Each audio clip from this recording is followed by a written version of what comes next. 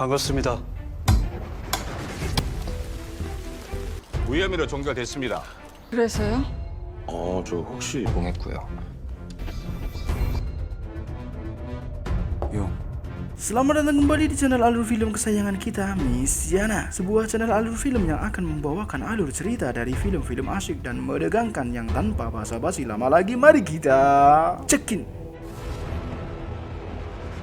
Drama ini mengisahkan tentang seorang mantan mahasiswa kedokteran yang amat jenius namun menjadi tersangka dalam rangkaian kasus pembunuhan berantai dengan alibi bahwa dia melakukan hal tersebut untuk penelitiannya. Dan seorang pengacara yang berusaha untuk membelanya demi menyelamatkan masa depan putrinya yang sedang sakit. Sementara jaksa yang menangani kasus ini bertekad menjatuhkan hukuman yang setimpal bagi pelakunya.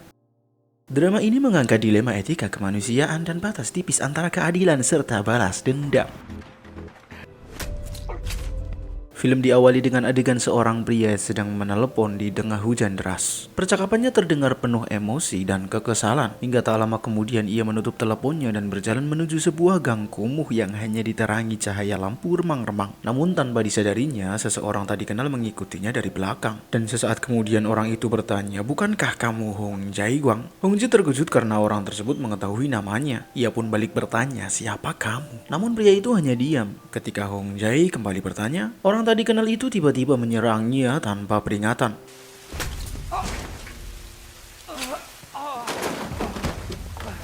Latar kemudian beralih ke sebuah ruangan kumuh yang temaram. Di dalam ruangan itu terlihat sebuah lampu operasi seperti yang biasa digunakan di dalam rumah sakit. Dan terlihat di bawah lampu tersebut ada seorang pria tanpa busana yang terikat dengan mulut tersumpal. Tampaknya ia baru saja sadar dari pingsannya. Ia terkejut ketika menyadari darahnya sedang ditransfusikan. Dalam ketakutannya, ia berusaha meronta dan meminta tolong, tetapi usahanya sia-sia. Tak lama kemudian, seorang pria datang dengan langkah santai, lalu memilih dan mengambil sebuah pisau bedah. Pada saat yang sama, tim kejaksaan bersiap melakukan operasi tangkap tangan. Mereka menuju sebuah gedung usaha yang diduga menjadi lokasi praktek ilegal, yaitu sebuah penginapan yang telah lama ditinggalkan. Setelah tiba, tim segera masuk dan memeriksa setiap ruangan. Tak lama kemudian, mereka menemukan sebuah ruangan yang mencurigakan. 수색은 용의자 확보 이후 즉시 진행한 요원들 초등 하차 수령 개시.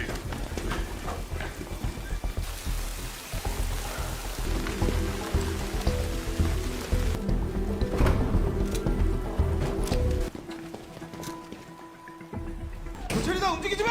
움직이지 마! Saat diperiksa, ruangan tersebut ternyata telah disulap menyerupai ruangan operasi dan di dalamnya terdapat seseorang yang diduga sebagai tersangka dalam kasus yang sedang mereka tangani. Jaksa tiba sesaat kemudian. Ia tampak terheran-heran melihat kondisi ruangan tersebut. Rekannya lalu bertanya kepada pria itu, "Apakah kamu Lee Wong Yu?" Namun pria tersebut justru menyapa Jaksa dengan menyebutkan nama lengkapnya, Cha Ji-yeon. Sambil tersenyum, ia mengatakan bahwa dirinya sedang mengalami sedikit masalah karena jaksa datang lebih cepat dari perkiraannya. Ia meminta waktu 5 menit lagi untuk menangani pasiennya, namun petugas kepolisian melarangnya bergerak. Setelah itu, jaksa memerintahkan agar pria tersebut segera dibawa. Sebelum dibawa, Lee Woo-gyu meminta jaksa agar tidak ada orang lain yang mengoperasi pasien tersebut. Ia mengatakan bahwa jika metode bedah orang lain berbeda dengan metodenya, maka pasien itu tidak akan pulih. Setelah Lee dibawa oleh tim keamanan, jaksa kembali memeriksa ruangan yang digunakan untuk praktek ilegal tersebut. Rekannya mencoba memastikan apakah korban masih hidup. Saat sedang diperiksa, korban tiba-tiba sadar. Pada saat yang sama, tim lain menemukan sebuah lemari pendingin yang berisi beberapa potongan tubuh manusia yang disimpan di dalamnya. 검사님, 다른 치료 받게 하지 마시라고요.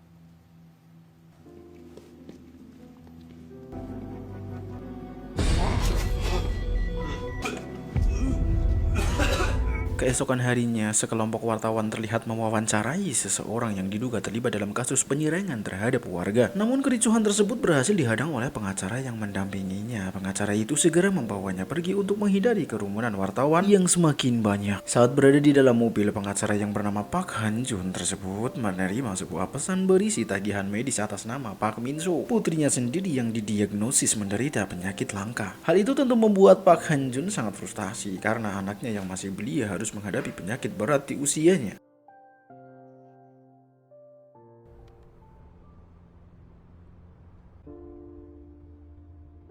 Lalu tak lama kemudian Pak Han-jun segera menuju rumah sakit. Sesampainya di sana ia melihat putrinya sedang bermain dengan wajah ceria. Pemandangan itu justru membuat hatinya semakin sedih mengingat kondisi penyakit anaknya yang sulit disembuhkan. Dari waktu ke waktu ia terus berusaha mencari obat yang benar-benar dapat menyembuhkan putri. Tetapi hingga saat ini belum juga ditemukan. Saat istrinya yang juga seorang dokter bertanya apakah sudah menemukan obatnya, Pak Han pun menjadi teringat tempo lalu dia bertemu dengan seorang rekannya. Rekannya mengatakan bahwa biaya pengobatan yang dibutuhkan sangat besar karena penyakit yang diderita putrinya termasuk kelainan genetik langka beserta berbagai efek samping dari proses pengobatannya. 제가 그 바텐병 치료제는 구해드릴 수가. 입찰 비용이 비싼 건 희귀 유전병 치료제다 보니 부작용도 감수하셔야 해요. Kemudian ia melihat sebuah brosur mengenai pengobatan untuk kelainan genetik yang sedang dikembangkan oleh salah satu perusahaan dalam negeri. Obat tersebut baru saja lulus uji coba klinis pada anak-anak, namun saat ini masih dalam tahap persetujuan. Rekannya menawarkan solusi. Ia mengatakan bahwa jika Pak Han berinvestasi pada proyek tersebut, maka ia tidak perlu masuk daftar tunggu. Rekannya pun juga berjanji akan berusaha semampunya untuk mendapatkan obat itu lebih cepat bagi anak Pak Han. 이것 좀 보실래요? 국내 회사가 개발 중인 유전 승인 단계에 있지만 를 하시면 대기하실 필요도 없이. Lalu kembali ke rumah sakit, Pak Han bertanya kepada istrinya mengenai perkembangan kondisi anak mereka. Istrinya menjawab bahwa putri mereka mungkin terlihat baik-baik saja, seperti anak yang tidak sakit. Namun kemampuan motoriknya terus memburuk dan ia sering melupakan kejadian yang baru saja dialaminya. Dalam keputusasaan itu, Pak Han terus mencoba menghubungi rekannya yang bekerja di perusahaan bioteknologi untuk memastikan bahwa obat tersebut bisa didapatkan lebih cepat, mengingat kondisi anaknya yang semakin memburuk. Namun telepon itu tidak juga diangkat, yang akhirnya Pak Han meninggalkan pesan dan meminta rekannya segera menghubunginya kembali. 전화기가 꺼져 있어. 삐 소리 이후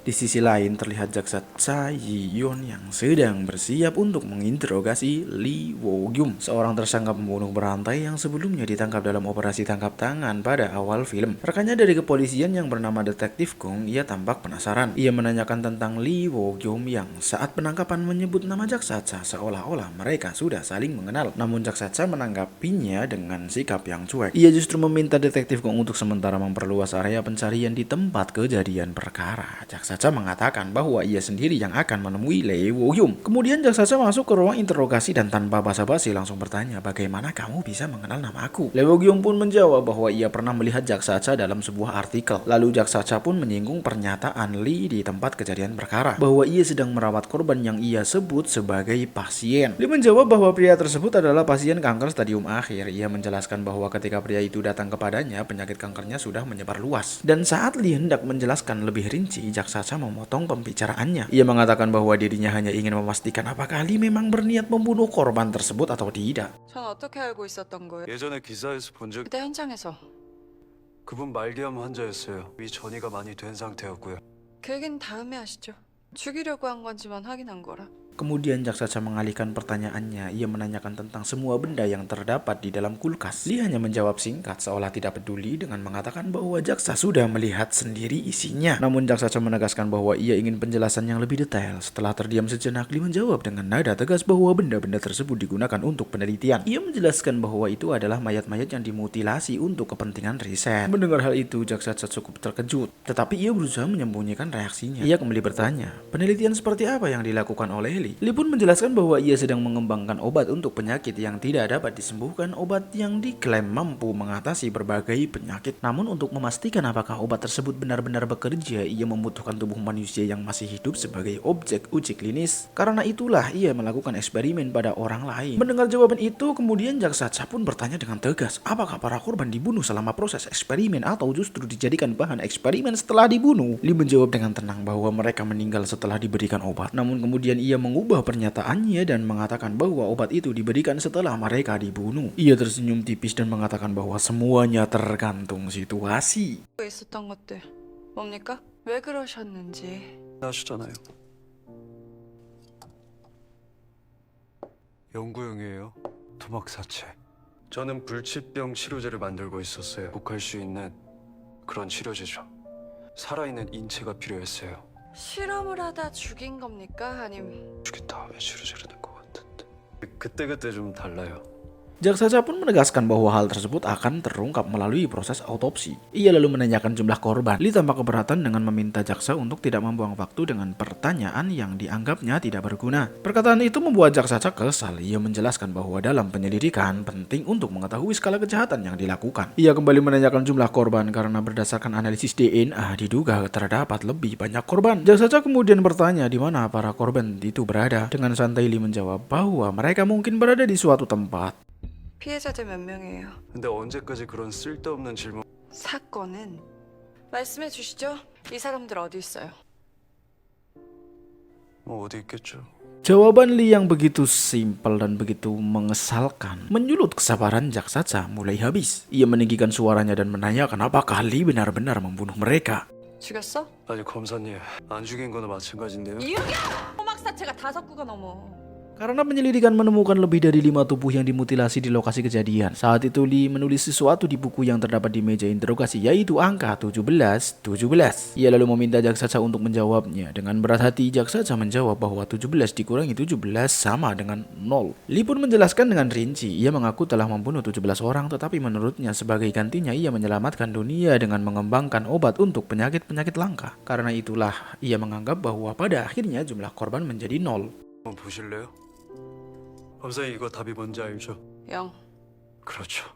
대신 세상을 살렸으니 결국 죽은 사람은 Berpindah ke tempat lain, detektif bersama rekan-rekannya dari kepolisian kembali melakukan olah tempat kejadian perkara untuk mencari korban-korban yang belum ditemukan. Di mana dalam pencarian tersebut mereka berhasil menemukan satu korban yang sudah menjadi kerangka. Kerangka itu dikubur secara asal-asalan di sebuah lokasi yang menyerupai tengah kebun belantara. Detektif kemudian segera mengabarkan temuannya kepada jaksa. Jaksa pun memberitahukan kepada detektif Kung bahwa jumlah korban Lee Wo-gyum mencapai 17 orang. Mendengar hal itu, detektif Kung pun sangat terkejut dengan fakta yang terjadi.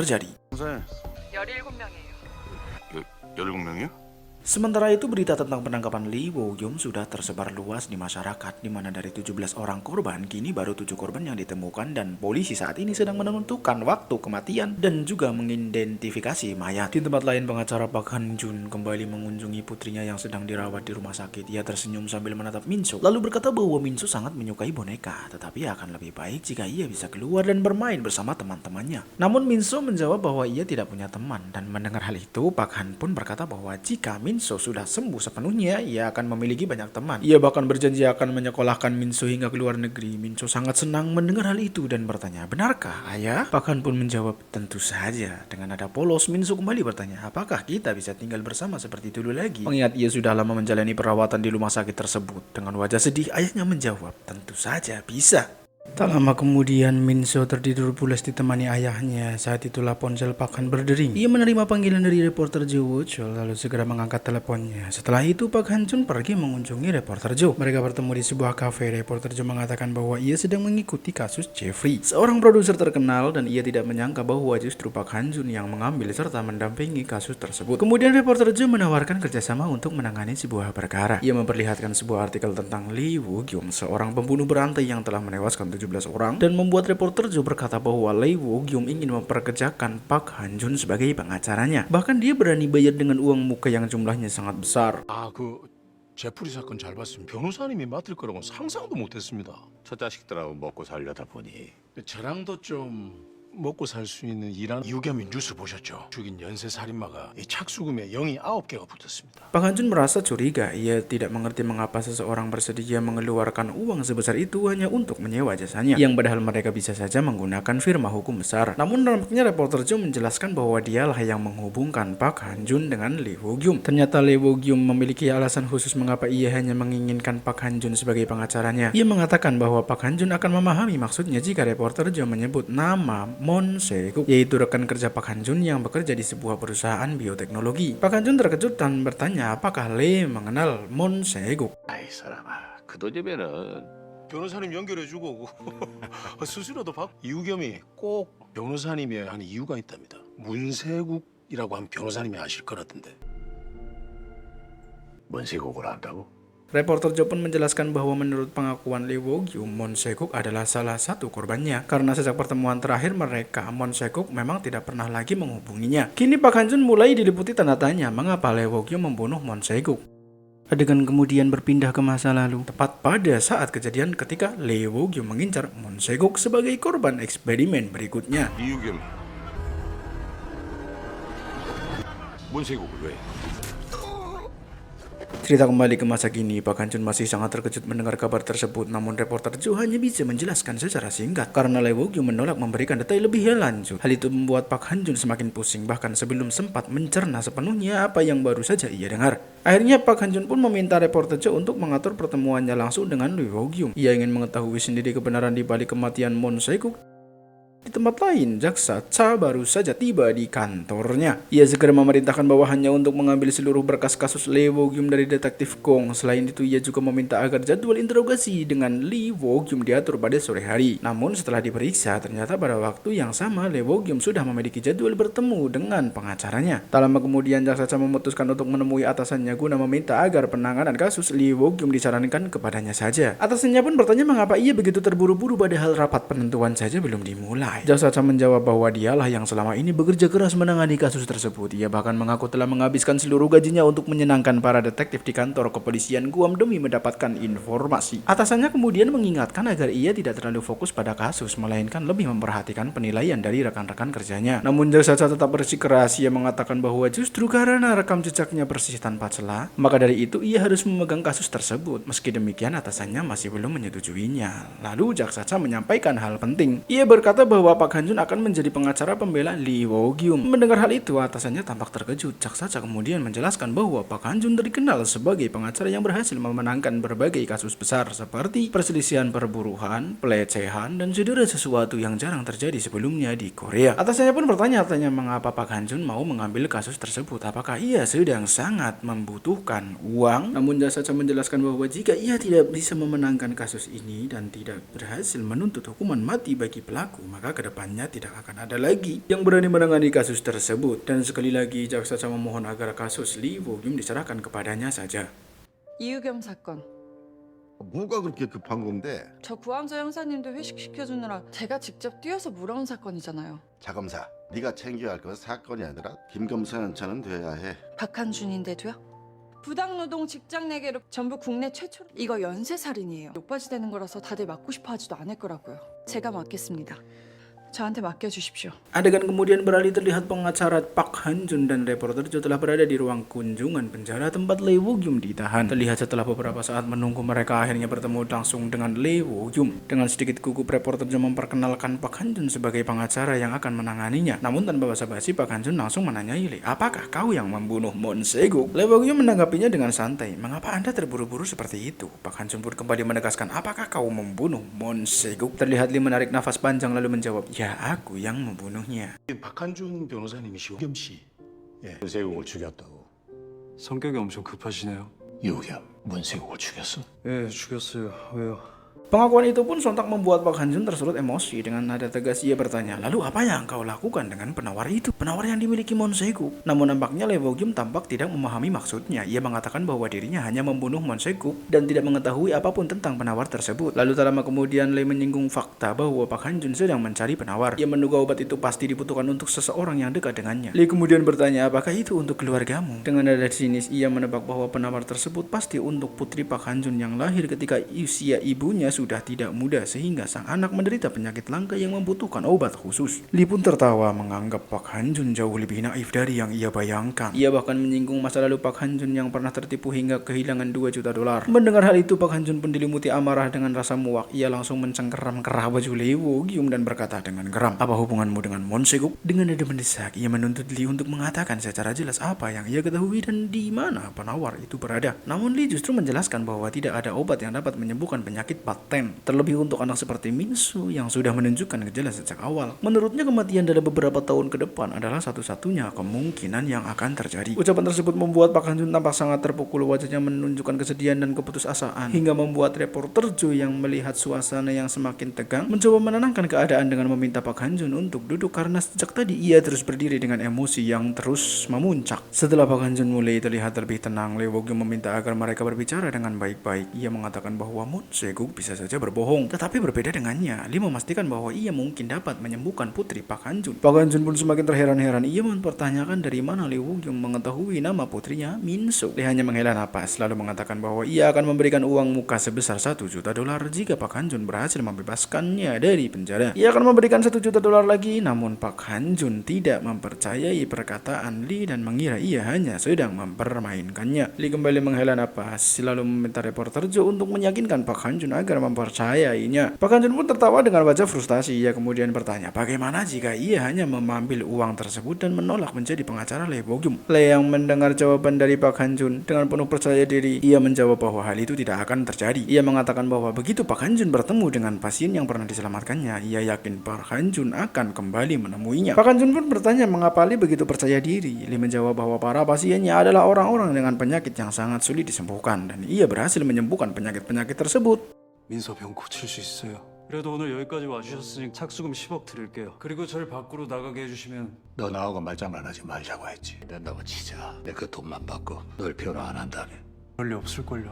변호사님이 저를 알아서 찾아오실 거예요. 필요한 사람들을 만나면 뭘 믿고 그렇게? 불치병에 걸려서 저한테 치료받았거든요. Setelah itu pun Pak Han Jun dan reporter Joe meninggalkan tempat tersebut. Saat berada di perjalanan, Pak Han Jun menerima sebuah notifikasi yang menunjukkan bahwa Lee Woo Gyum telah mentransfer uang muka sebesar $1 juta ke rekeningnya. Pak Han Jun lalu bertanya kepada reporter Joe bagaimana dia bisa berurusan dengan Lee Woo Gyum. Lalu Joe menjelaskan bahwa seminggu sebelum penangkapan terjadi, Lee Woo Gyum menghubungi Joe. Awalnya Joe berpikir bahwa Lee Woo Gyum orang gila karena dia mengatakan bahwa dia bisa menyembuhkan orang dari penyakit yang tidak bisa disembuhkan. Lalu menyuruh Joe untuk mencari salah satu pasiennya dan Joe bertemu dengan salah satu seorang penyintas. Mendengar itu, pengacara Pak Han memutuskan untuk menemui penyintas tersebut. 아, 한 방에 10억이라니. 조 기자. 유겸하고 둘이 무슨 관계야? 소개시켜드리고 뭐 체포되기 일주일 전쯤인가 유겸이한테 직접 연락이 왔더라고요. 미친놈이라고 생각했죠. 치병이 걸린 사람을 치료하고 있었던 이 생존자가 눈앞에 딱. 아, 이건 순리구나. 그러고 따랐죠. 우선 그 생존자부터 한번 만나보자. Di sisi lain, jaksa berada di kantor kepolisian untuk mencari informasi terbaru mengenai perkembangan kasus Lee Woo Gyum. Seorang detektif menjelaskan bahwa hasil temuan terbaru dari tim forensik, mereka menemukan zat yang sama di tubuh para korban, di mana zat itu ternyata sangat mirip dengan senyawa dari obat yang baru dikembangkan di Amerika Serikat dalam beberapa waktu terakhir. Yang lebih mengherankannya lagi, Lee Woo Gyum tampaknya sudah menggunakan zat itu jauh sebelum obat tersebut dikenal luas. Detektif itu berpendapat bahwa Lee Woo Gyum pasti seorang yang sangat jenius. Ia diketahui merupakan lulusan terbaik dari sekolah kedokteran, namun kemudian ia mengalami kecelakaan mobil yang mengubah segalanya. Jaksa lalu bertanya apakah benar Lee Woo Gyum sempat berada dalam kondisi vegetatif selama 3 tahun. Detektif itu membenarkan. Ia menjelaskan bahwa Lee Woo Gyum hanya memiliki 2 anggota keluarga dan ibunya meninggal dunia saat ia masih dalam kondisi tersebut. Karena hal itu, ia tidak memiliki kerabat dekat lagi. Selanjutnya, detektif memperlihatkan profil para korban Lee Woo Gyum. Dari data tersebut diketahui bahwa semua korban memiliki riwayat kriminal. Sementara itu, Pak Han Jun dan reporter Joe telah tiba di tempat penyintas yang sebelumnya dibicarakan. Di sana mereka bertemu dengan seseorang perempuan yang merupakan istri dari penyintas tersebut. Pak Han Jun kemudian bertanya jenis perawatan seperti apa yang dialami suaminya, serta apakah dokter tersebut sempat menjelaskan prosedurnya. Perempuan itu hanya menjawab bahwa dokter memang sempat menjelaskan, tetapi ia tidak benar-benar memahami penjelasannya. Pada akhirnya, ia hanya mengatakan kepada suaminya untuk mengikuti saja apapun yang diminta oleh dokter tersebut. 어떤 치료제인지 네.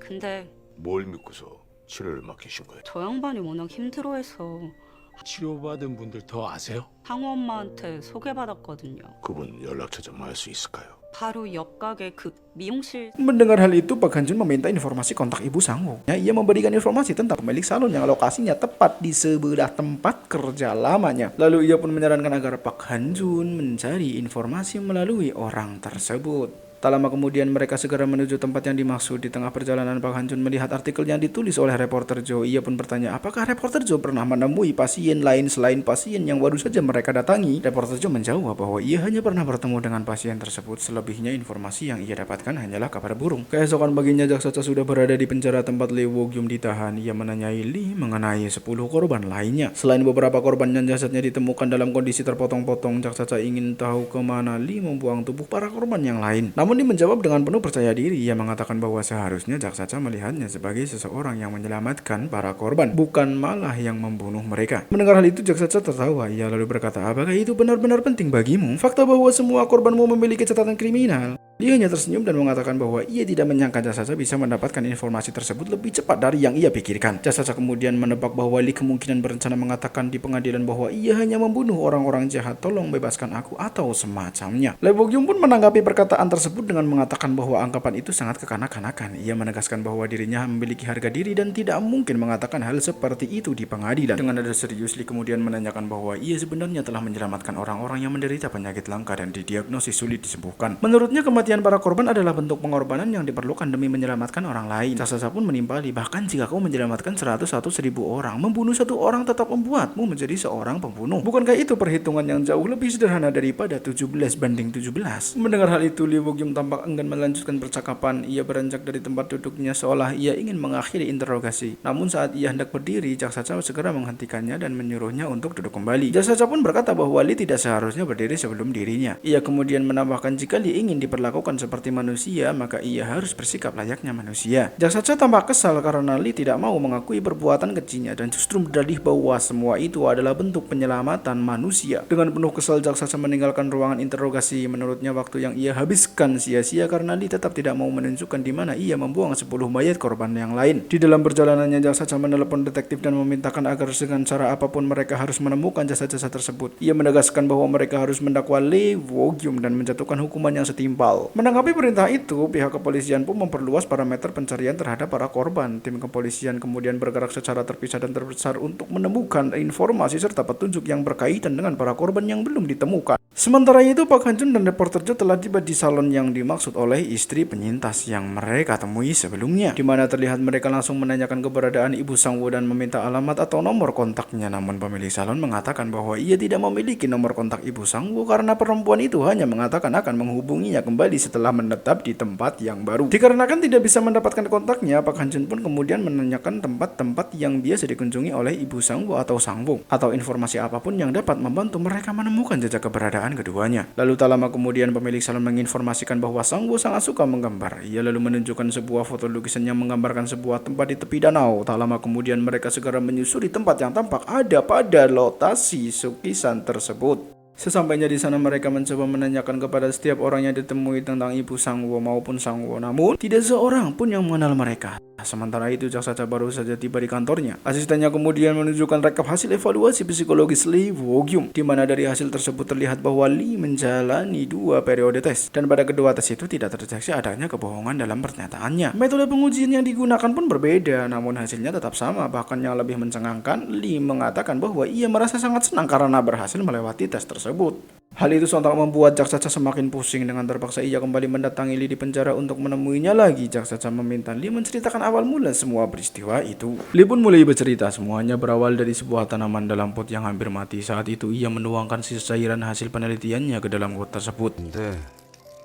를 화분에다가 버려는 죽어있던 꽃이 살아났더라고요. Keesokan harinya ketika ia memeriksa tanaman itu, tanamannya sebelumnya sekarat justru kembali hidup. Selanjutnya ia mengambil cairan tersebut dan menuangkannya ke dalam akuarium. Hasilnya, seekor ikan mas yang sudah mati kembali hidup. Ia juga pernah mencobakannya pada seekor kucing yang kakinya terluka dan kucing itu sembuh total dalam waktu singkat setelah diberikan obat tersebut. Kemudian dia bertanya kepada Jaksa, apakah kamu tidak penasaran bahwa obat itu juga bisa menyembuhkan manusia? Jaksa menanggapinya dengan sinis, jadi sejak saat itu kau mulai membunuh. Namun Lee menjawab dengan santai, itu bukan pembunuhan, itu penelitian. Ia menjelaskan bahwa memberikan obat kepada manusia memang jauh lebih sulit, tetapi hasilnya dianggapnya lebih meyakinkan. Jaksa kemudian bertanya apakah ia berencana berkeliling untuk membunuh orang. Lee menjawab bahwa hanya ada 17 korban. Setelah itu, eksperimennya dinilai berhasil dan korban terakhirnya adalah Hong Jae-gwang. Setelah proses interogasi berlangsung cukup lama, Jaksa kembali bertanya mengapa Lee Bok Yum tidak melawan saat ditangkap. Lee menjawab bahwa ia memang berniat menyerahkan diri setelah mengobati pasiennya, Lee Chang-ji. Ia mengatakan bahwa dirinya hanya menunggu momen yang tepat untuk membuktikan kemampuannya. Jaksa kemudian meminta bantuannya untuk menunjukkan lokasi pembuangan mayat para korban lainnya. Lee menjawab bahwa ia membuang mayat-mayat tersebut di lereng tengah Gunung Changgye menghadap ke sungai tepat di penanda jarak 100 meter. Setelah memperoleh informasi tersebut, tim kepolisian segera bergerak menuju lokasi yang dimaksud. Setibanya di sana, tim pencari langsung berpencar untuk menyisir area sekitar lereng gunung. Jaksa dan detektif yang memimpin operasi itu pun turut terjun langsung ke lapangan mengomandoi proses pencarian dengan penuh ketegangan, di mana di tengah proses tersebut detektif sempat bertanya kepada Jaksa mengenai kemungkinan adanya kesepakatan pembelaan dalam persidangan. Pertanyaan itu membuat Jaksa teringat pada perkataan Lee Woo-gyum saat interogasi. Lee mengatakan bahwa ia tidak menginginkan hukuman yang lebih ringan, namun ia ingin membuat kesepakatan lain. Ia meminta jaminan dari Jaksa agar membantunya membuktikan kemampuannya di pengadilan. Sementara itu Park Han-jun terus berusaha mencari informasi tentang Sang-woo dan ibunya. 아무리 봐도 아무것도 안 나옵니다. 반드시 찾아야 돼. Namun sebanyak apapun mereka menggali data, mereka tidak mendapatkan hasil apapun. Reporter Jo pun mulai merasa kelelahan, sedangkan Park Han tetap teguh dengan pendirinya untuk terus mencari Sang-woo dan ibu Sang-woo. Hingga tak lama kemudian ponsel Park Han tiba-tiba berdering. Sebuah panggilan masuk dari nomor yang tidak tersimpan di kontaknya. Ia segera mengangkat telepon tersebut. Ternyata panggilan itu berasal dari pemilik salon tempat yang sebelumnya mereka datangi. 변호사님 안녕하세요. 여기 미용실인데. Kembali ke tim kepolisian yang masih menyusuri jejak para korban yang belum ditemukan, pencarian terus dilakukan di sekitar lokasi yang telah ditunjukkan. Mereka menyisir area lereng gunung dengan teliti, menggali tanah dan memeriksa setiap sudut yang mencurigakan. Namun setelah waktu yang cukup lama berlalu, nampaknya jejak para korban itu masih belum juga ditemukan, membuat suasana pencarian semakin melelahkan dan penuh ketidakpastian. Sementara itu, beralih ke sisi Park Han sudah tiba di lokasi sebuah rumah besar. Ia dan rekannya segera turun dari mobil lalu berjalan mendekati pintu utama. Tanpa menunda waktu, mereka langsung mengetuk pintu rumah, namun tak ada jawaban. Dan sekali lagi pencarian mereka, baik yang dilakukan oleh Park Han maupun oleh Jaksa bersama tim kepolisian, belum menunjukkan hasil yang memuaskan. 네 능력을 보여준다고? Terlihat reporter Jo mulai kelelahan dan akhirnya tertidur di dalam mobil, sementara Park Han masih menimbang-nimbang rencana yang akan ia lakukan selanjutnya. Hingga saat ia sedang berpikir, pandangannya tertuju pada seorang perempuan yang tampak tidak asing baginya. Tanpa ragu, Park Han segera mengikuti perempuan tersebut. Ketika ia terus membuntutinya, Park Han melihat seorang remaja laki-laki yang memanggil perempuan itu dengan sebutan ibu. Momen itu membuatnya semakin yakin bahwa ia telah menemukan petunjuk penting yang selama ini mereka cari. 엄마! 아들! 적어도 저는 고칠 수 있어요.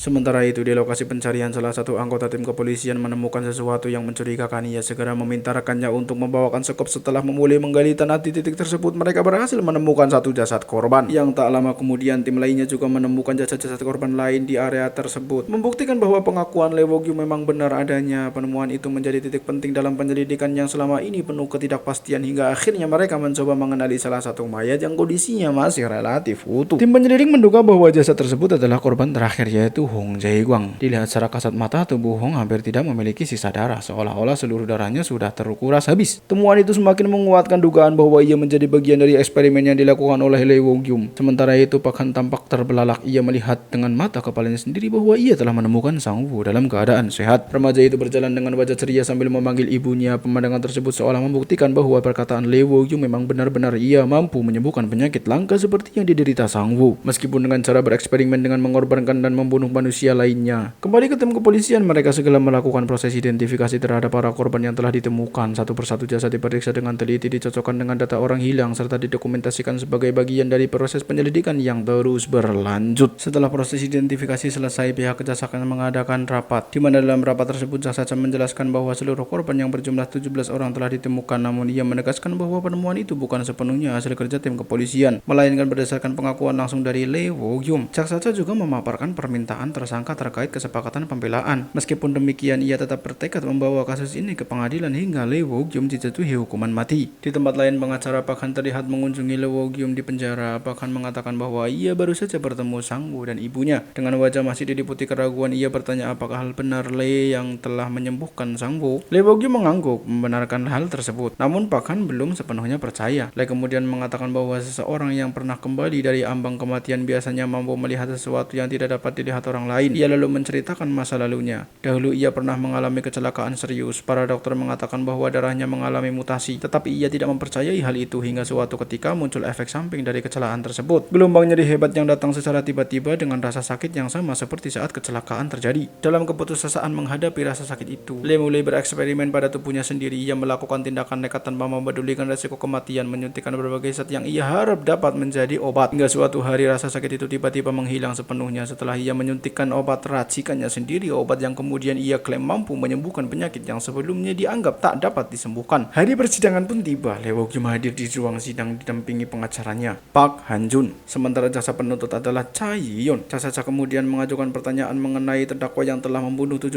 orang korban dan mengaku hal tersebut tanpa ragu. Jaksa melanjutkan pertanyaannya sambil memperlihatkan foto-foto para korban di hadapan majelis hukum. Ia kembali menyinggung pengakuan Lee yang menyatakan bahwa pembunuhan itu dilakukan demi eksperimen untuk menciptakan suatu obat. Namun jaksa mempertanyakan alasan terdakwa memutilasi tubuh para korban dengan cara yang begitu mengerikan hingga tim forensik kesulitan mengidentifikasi identitas mereka. Ia juga menyoroti korban terakhir Hong Jae-kwang yang dibiarkan dalam kondisi sangat mengenaskan. Kemudian jaksa mengajukan pertanyaan kepada hakim, bagaimana mungkin terdakwa mengaku melakukan semua itu demi penelitian, sementara fakta di lapangan menunjukkan bahwa ia membunuh dan memutilasi para korban seperti seorang psikopat. Pengacara Park Han-jun lalu meminta izin untuk berbicara dan langsung menyangkal tuduhan dari jaksa Cha. Ia berpendapat bahwa jaksa hanya berargumen berdasarkan emosi semata tanpa didukung bukti yang kuat. Namun jaksa Cha kembali mengarahkan pertanyaan kepada Lee Wok-yum mengenai kecelakaan mobil yang pernah dialaminya. Ia menyinggung bahwa orang yang menabraknya saat itu adalah Jo Kyung-chan yang menyebabkan Lee koma selama 3 tahun. Jaksa Cha kemudian mempertanyakannya jika bukan karena dendam mengapa Lee mencari dan akhirnya menghabisi nyawa Jo Kyung-chan. Di hadapan majelis hakim, jaksa Cha pun menyampaikan kesimpulannya, di mana menurutnya tindakan Lee Wok-yum bukanlah semata-mata demi penelitian, melainkan didorong oleh dendam dan kemarahan. Oleh karena itu, kasus pembunuhan ini merupakan kejahatan yang telah direncanakan dengan matang yang dilakukan dengan niat yang jelas. Sebagai penutup, jaksa Cha menyerahkan bukti kecelakaan yang menimpa Lee Wok-yum termasuk data kendaraan yang menabraknya yang diketahui milik Jo Kyung-chan. Sebagai penguat argumennya di persidangan, kemudian pengacara Park Han-jun diminta oleh hakim untuk memberikan pembelaan terhadap Lee Wok-yum. Hakim menanyakan apakah terdakwa dapat menjelaskan secara rinci proses pengobatan yang dia lakukan selama eksperimen tersebut. Namun pengacara Park menjawab bahwa mereka tidak bermaksud menjelaskannya secara detail, namun mereka hanya menjelaskan prosesnya secara lisan. Sebagai gantinya, pihak pembela berniat menghadirkan 6 orang pasien sebagai saksi di persidangan yang menurut pengakuan terdakwa telah berhasil disembuhkan melalui pengobatan yang ia kembangkan. Kilas balik memperlihatkan pertemuan antara Lee Wok-yum dan pengacaranya. Sebagai gantinya, pihak pembela berniat menghadirkan 6 orang pasien sebagai saksi di persidangan yang menurut pengakuan terdakwa telah berhasil disembuhkan melalui pengobatan yang ia kembangkan. Park Han-jun mengatakan bahwa ia masih berusaha mencari orang-orang yang tepat, khususnya para pasien yang mengaku telah sembuh berkat metode pengobatan Lee. Park Han berniat menelusuri keberadaan para pasien tersebut untuk membuktikan bahwa eksperimen yang dilakukan Lee memang menghasilkan sesuatu, bukan sekedar pembunuhan tanpa tujuan. Namun rasa penasarannya membuat ia kembali menyinggung soal tindakan mutilasi yang dilakukan Lee terhadap para korban. Ia mempertanyakan bagaimana mungkin seseorang yang mengaku melakukan eksperimen medis terus memutilasi tubuh korban dengan cara yang begitu kejam. Apakah eksperimen itu benar-benar harus dilakukan sampai sejauh itu? Mendengar pertanyaan tersebut, Lee tidak menjawab secara langsung. Ia justru membalas dengan nada menyalahkan Park Han, seolah-olah sang pengacara sedang menyudutkannya. Lee merasa Park Han telah lebih dulu menganggapnya bersalah. Bukannya mencoba memahami alasan dibalik tindakannya, ia kemudian melanjutkan ucapannya dengan nada tenang namun tajam. Lee mengingatkan Park Han pada sebuah kalimat, bagaimana kamu membela Katak dengan sangat kejam. Ia menegaskan bahwa perkataan itu sama persis dengan tuduhan yang kini diarahkan kepadanya, seolah-olah apa yang ia lakukan tidak berbeda dari eksperimen yang selama ini ia anggap wajar dalam dunia penelitian. Lee lalu menambahkan bahwa berbeda dengan korban terakhir, ia tidak memutilasinya karena eksperimennya telah berhasil. Park Han pun bertanya, jadi kamu menguras habis darahnya? Lee menjawab bahwa pada saat itulah ia menemukan cara untuk membuat obatnya. Park Han kembali menekan dengan pertanyaan, jika eksperimennya tidak berhasil, apakah Lee akan terus membunuh orang? Dari situ Park Han menyimpulkan bahwa Lee Wok-yum memang memiliki keinginan membunuh, sehingga korban-korbannya bukanlah sekedar dari eksperimen. Park Han juga menyinggung tentang Jo Kyung-chan. Ia mengingatkan Lee bahwa sebenarnya ia hanya perlu membuktikan kemampuannya, karena bagaimanapun juga ia tidak akan lolos dari hukuman mati. Namun dia sama sekali tidak mempedulikan ancaman hukuman mati tersebut. Dengan penuh percaya diri, ia berkata bahwa mungkin pengadilan menjatuhkan hukuman mati kepada seseorang yang justru mampu menyembuhkan orang-orang yang menderita penyakit parah. Ia seolah yakin bahwa keberhasilannya menemukan obat akan membuat semua kejahatan dapat dimaklumi bahkan dibenarkan. Alur kemudian berpindah dengan memperlihatkan Min So yang sedang dalam kondisi kritis. Napasnya tiba-tiba menjadi tidak stabil, tekanan darah dan denyut nadinya pun menurun. Keadaan itu membuat Park Han segera bergegas menuju rumah sakit. Sesampainya di sana kondisi Min So sudah lebih stabil. Namun dokter menduga hal tersebut terjadi akibat peningkatan dosis obatnya. Karena itu tim medis memutuskan untuk melakukan pemeriksaan lanjutan. Di sisi lain, Park Han mencoba menemui Ibu Sang-woo untuk memintanya menjadi saksi dalam persidangan Lee. Namun Ibu Sang-woo dengan berat hati meminta maaf dan menolak permintaan tersebut. Ia menjelaskan bahwa meskipun Sang-woo sudah pulih, ia tidak ingin seluruh dunia mengetahui bahwa anaknya pernah mengidap penyakit serius. Terlebih harus bersaksi tentang dokter yang pernah merawatnya, tetapi juga ternyata seorang pembunuh. Bahkan kemudian mencoba menghubungi 6 pasien yang telah berhasil disembuhkan oleh Lee Wo-gyum. Namun mereka semua menolak untuk menjadi saksi. Meski begitu, Pak Han tidak menyerah. Ia bertekad untuk terus berusaha membujuk para pasien agar bersedia memberikan kesaksian. Pak Han pun lalu pergi menemui Lee Wo-gyum dan menanyakan apakah ia masih mengenal salah satu pasiennya yang bernama Oh Min-gyu. Lee pun mengiyakannya. Ia ingat bahwa pasien itu dahulu mengidap penyakit paten, penyakit yang sama dengan yang diderita anak Pak Han. Pak Han kemudian meminta Lee untuk menghubungi pasien tersebut kembali. Namun Lee mengatakan bahwa setelah pengobatan selesai mereka telah kehilangan kontak.